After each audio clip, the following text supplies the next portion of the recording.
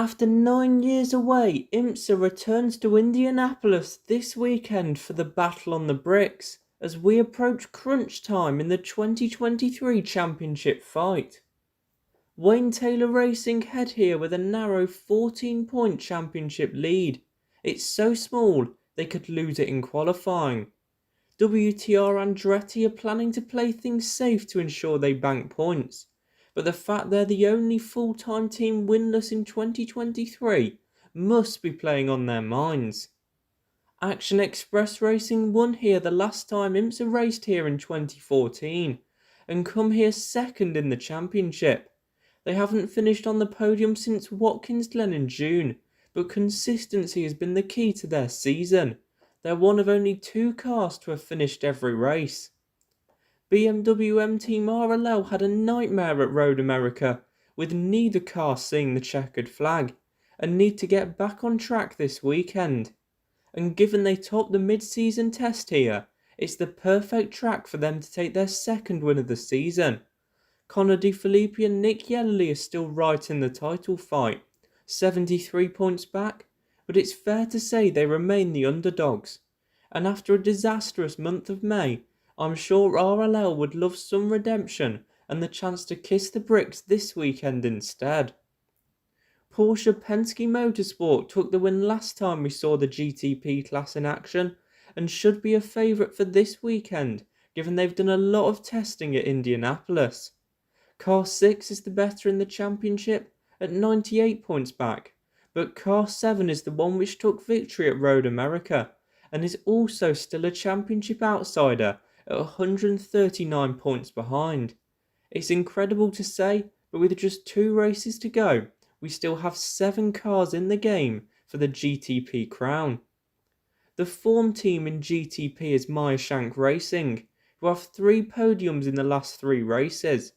We still don't know if the team will be back next year, but we do know if that they do return, Tom Blomqvist won't be with them full time.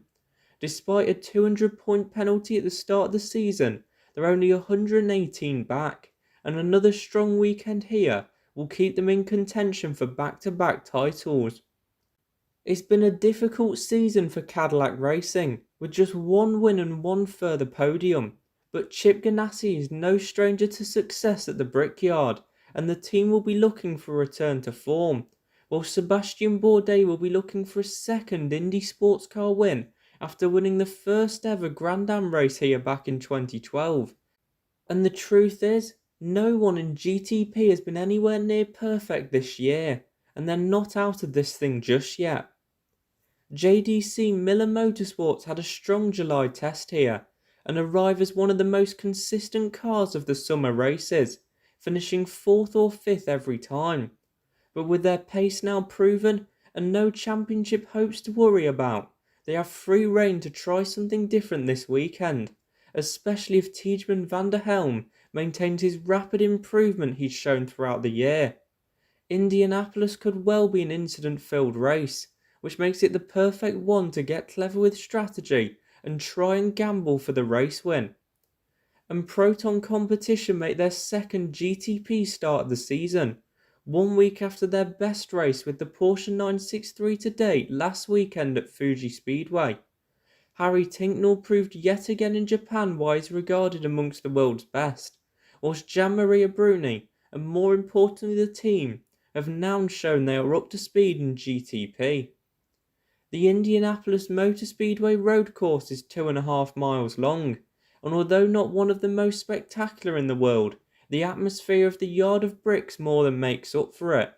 The key corner is turn 1, a 90-degree right-hander after a heavy braking zone, and I would be shocked if we don't see chaos here at the start, which is why qualifying is going to matter more for the championship points than the actual starting position. It's very difficult to run too wide around here, but the layout always tempts you into giving it a go.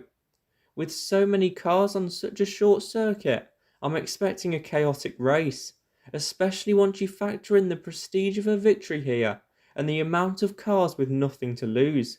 It's going to be a tough day for the strategists due to the constant fear a caution will disrupt their master plans.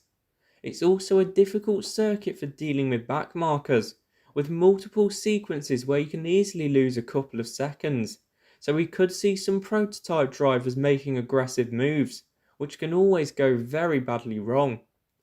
LMP2 has a 7-car grid this weekend, with Paul-Luke Chatan and Ben Keating holding a 45-point championship lead over Mikkel Jensen and Stephen Thomas. The more important competition, though, is the Jim Truman Award, which comes with a Le Mans invite, and that is even closer.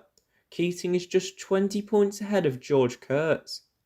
9 LMP3s are on the grid for their penultimate race in the IMSA Sports Car Championship, as Performance Tech Motorsports make their first sprint race start of the year. All eyes are going to be on the Riley Ligier, which has won the last 4 races and could seal the championship this weekend. Gar Robinson currently has a 251-point lead over AWA's Matt Bell and Ori Fadani, and will need a gap of 385 to lock it up for good. Keep an eye out for Sean Creech Motorsport, whose lead driver Joao Barbosa is the defending overall winner here. Just 5 cars are in GTD Pro again this weekend, where Vassar Sullivan will be looking to get one hand on the championship trophy at the circuit Jack Hawksworth took his first IMSA win, in his first ever IMSA start. They can't seal it on Sunday, but a strong race will put them in a position where they just need to start at Road Atlanta to become champions. We don't know the exact margin they need until we know how many GTD Pro cars will show up to Petit Le Mans, and we won't know that until October, but as a rough estimate, it'll be around 132 points.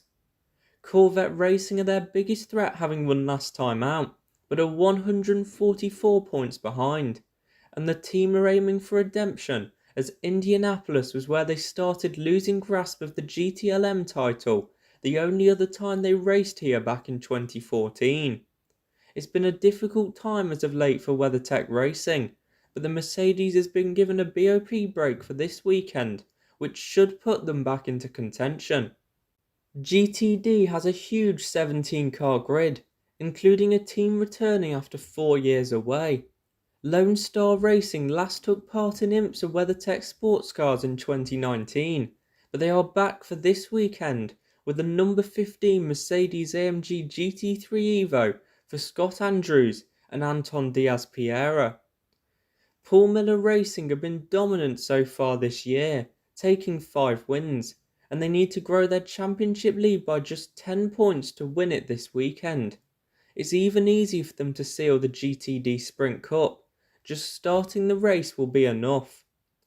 Brendan Aribe has been the standout bronze driver in GTD this year, sitting 4th in the overall points, and he can wrap up the Bob Aitken Award this weekend and book his place on the 2024 24 Hours of Le Mans grid, if it's a good weekend for him and a poor one for Sheena Monk and the Gradient Racing Acura.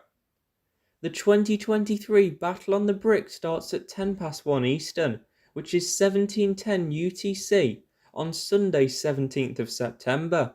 Qualifying takes place the day before at 1 PM, and Saturday will also feature a 4-hour into the night Michelin Pilot Challenge race, with a huge 44-car grid and 10 points splitting the top 2 in the championship. Lamborghini Super Trofeo and Porsche Carrera Cup are the other support races this weekend, for what looks to be a round with pretty good weather, dry all weekend, and temperatures just in the low 20s degrees Celsius. Who do you think is going to win the battle on the bricks? Please let me know in the comments below, and whilst you're down there, why not press that like button and subscribe to the channel? It really helps me out.